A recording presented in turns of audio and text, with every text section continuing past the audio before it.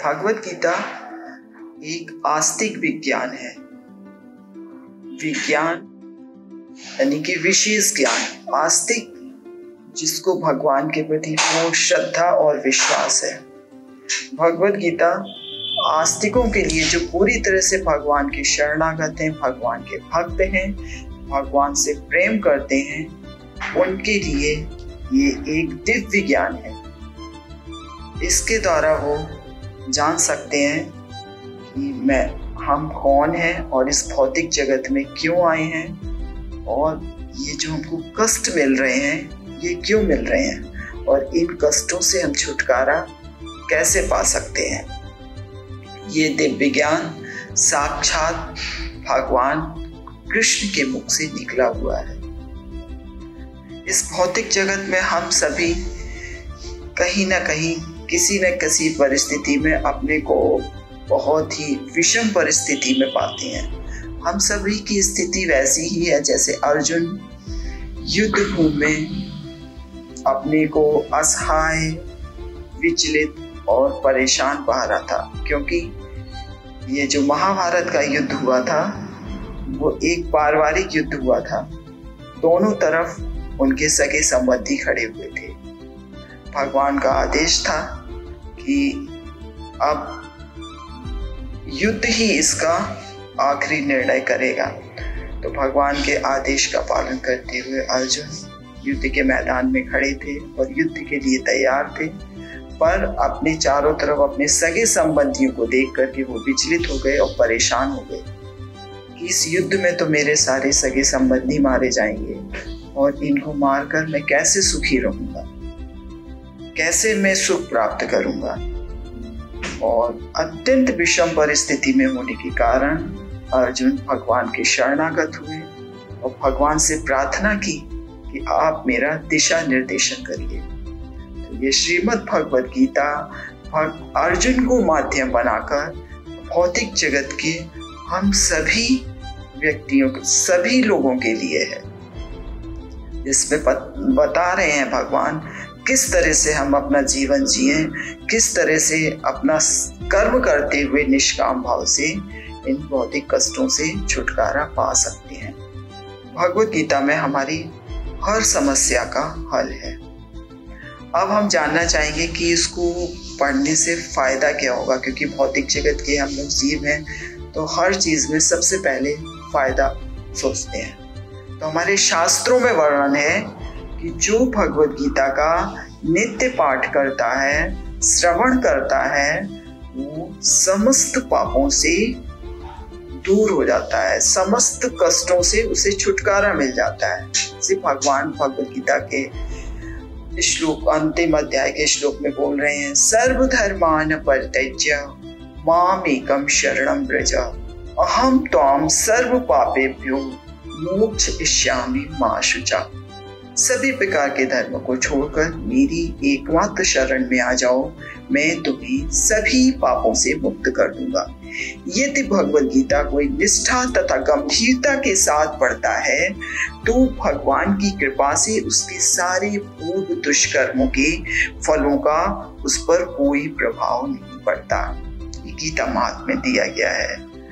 दूसरा, गीता महात्म्य में भगवत गीता का महत्व बताया गया है। जिस प्रकार से गंगा जल में स्नान करके व्यक्ति अपने पापों से छुटकारा पा सकता है, उसी तरह से भगवत गीता रूपी अमृत का पान करके वो समस्त कष्टों से और दुखों से छुटकारा पा सकता है।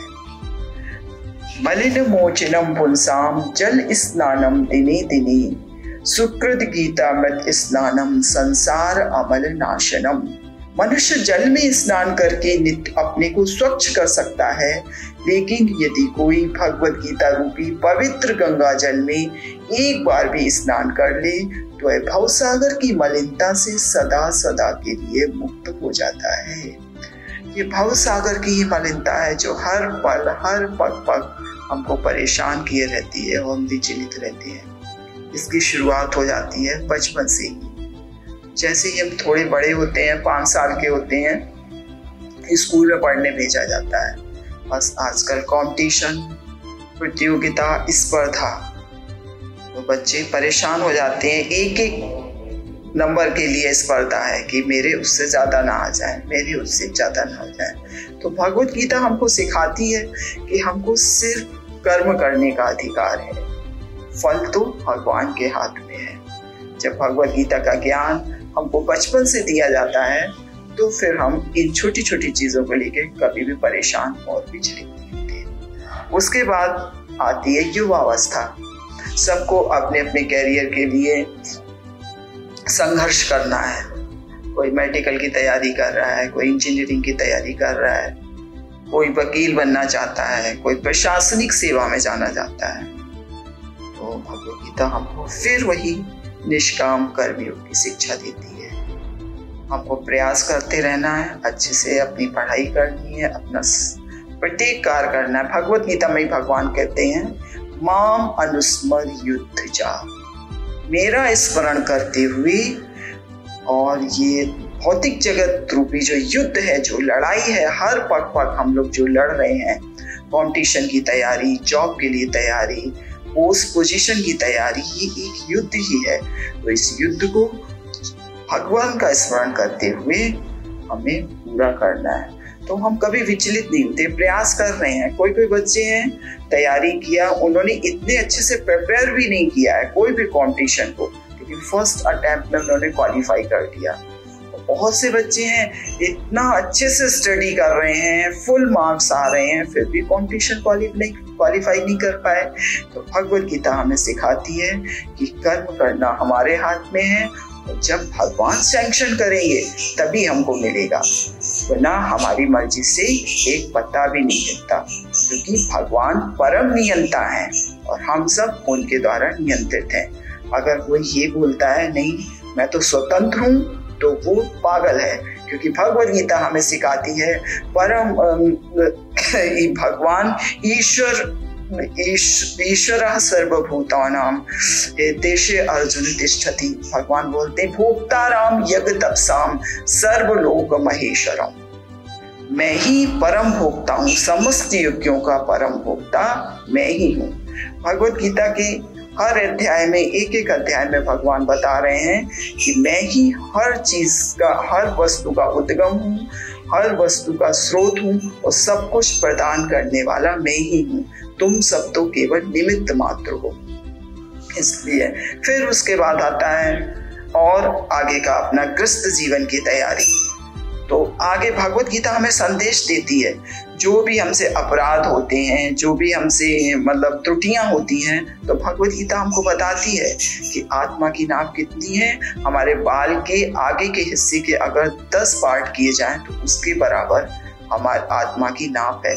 तो हम किसी भी जीव की हत्या करने से, किसी भी जीव को वध करने से डरते हैं। हमको पता है कि हमको उसकी हत्या का, उसके वध करने का पाप मिलेगा।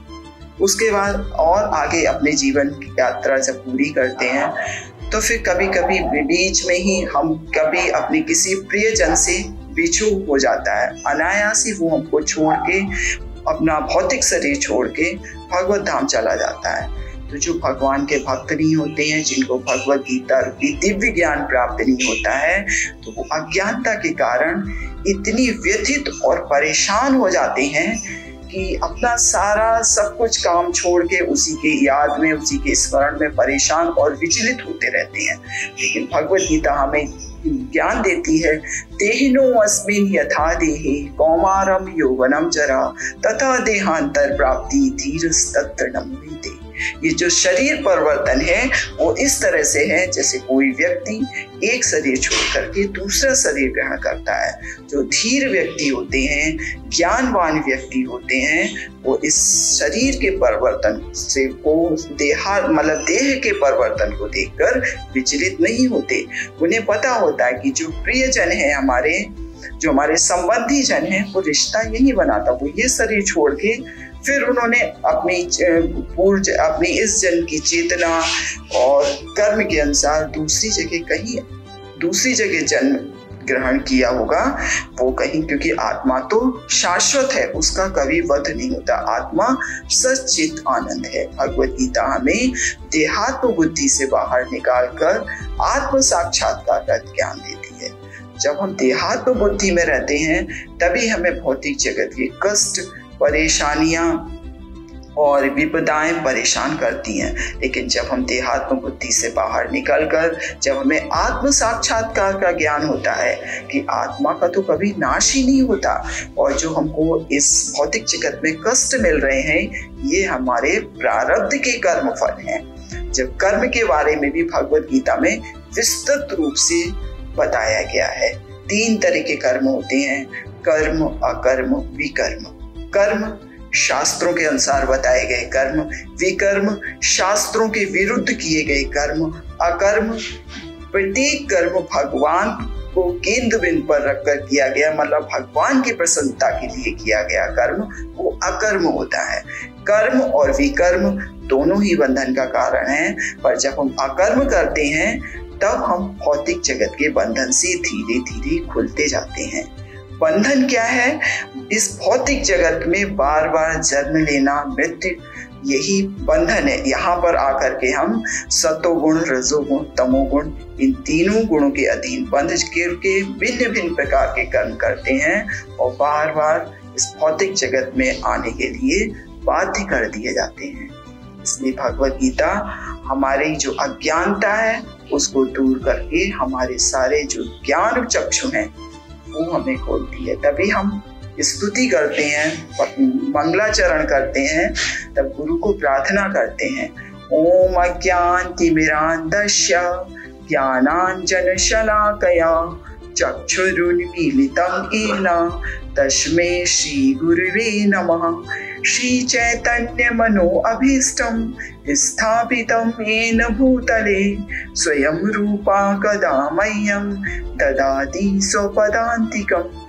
वन्दे अहं श्रीगुरो श्रीयुतपदकमलं श्रीगुरुन् वैष्णवांश्च श्रीरूपं साग्रजातं सहगण रघुनाथान्वितं तं सजीवं सावधूतं सावधूतं परिजन सहितं कृष्ण चैतन्य देवं श्री राधा कृष्ण पादान सहगण ललिता श्री विशाखान्विताश्च।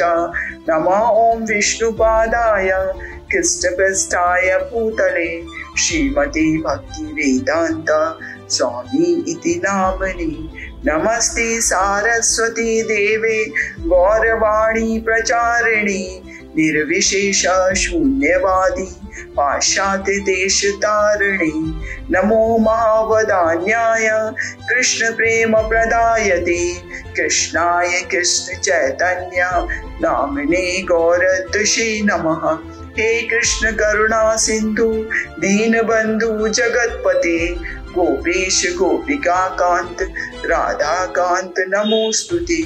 तप्त कांचन गौरांगी राधे वृंदावनेश्वरी वृषभानुसुते देवी प्रणमामि हरिप्रिये।